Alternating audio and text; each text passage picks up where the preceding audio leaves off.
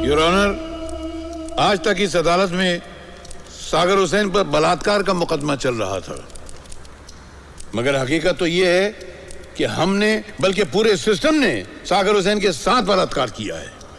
पल पल उसके साथ बलात्कार किया है। उसको कितनी ज़हनी और दिली तकलीफ हुई है, उसका रत्ती भर किसी को एहसास नहीं है। कभी हमने सोचा कि यह समाज कहां जा रहा है? एक अंधी गहरी खाई में गिरने जा रहा है। चारों तरफ पैसे की होड़ लगी हुई है। जायज और नाजायज की कोई तमीज ही बाकी नहीं रही।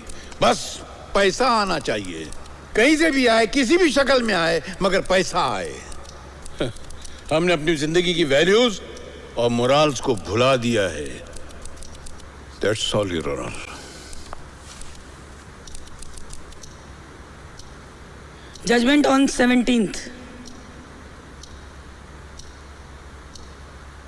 इस वीडियो क्लिपिंग ने इंसानी चेहरों पर पड़े रिश्तों के नकाब को बेपर्दा करके इन जालिमों के असली नीच और जलील चेहरे दिखाए हैं।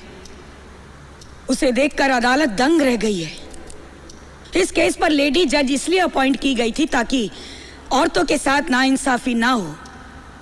उनकी छोटी से छोटी बात तवज्जो से सुनी जाए।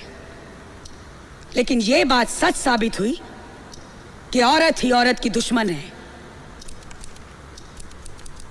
एक औरत ने इंसानियत के मुंह पर कालिक पोतकर, अपने आदर्श से गिरकर अपने पति पर इंसानियत सोज और हया सोज इल्जाम लगाया, वो भी सिर्फ अपनी अय्याशियों और मुट्ठी भर पैसों के लिए। और जब बेटी में इंसानियत जागी तो उसे भी रास्ते से हटा दिया। ऐसी औरत मां नहीं, डायन है। मां के नाम पर कलंक है। अदालत डिफेंस के जरिए उठाए गए सवालात से सहमत है और हुकूमत और दानिश्वरों से यह अपील करती है कि सामाजिक गिरावट की वजहात का पता लगाकर उसे रोकने का कोई उपाय किया जाए।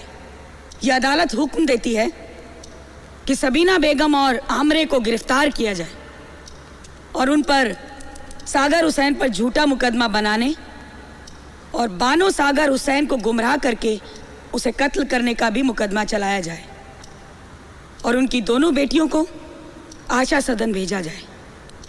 और अदालत साथ ही साथ ये भी हुक्म देती है कि इस केस के आईओ के रोल की भी तहकीकात करके कार्रवाई की जाए और इस कार्रवाई से अदालत को भी वाकिफ कराया जाए, क्योंकि बिना पुलिस की मिली भगत के इतना बड़ा कांड नहीं हो सकता। और जहां तक मिस्टर सागर हुसैन का ताल्लुक है, अदालत मिस्टर सागर हुसैन को बेकसूर मानती है और बाइज्जत बरी करती है।